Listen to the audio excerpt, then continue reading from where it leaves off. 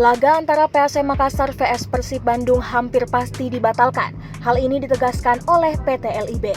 Media Officer PT LIB Hanif Marjuni menegaskan, siang ini pihaknya menggelar emergency meeting terkait rencana penundaan laga, sebab ada banyak pemain yang terjangkit COVID-19.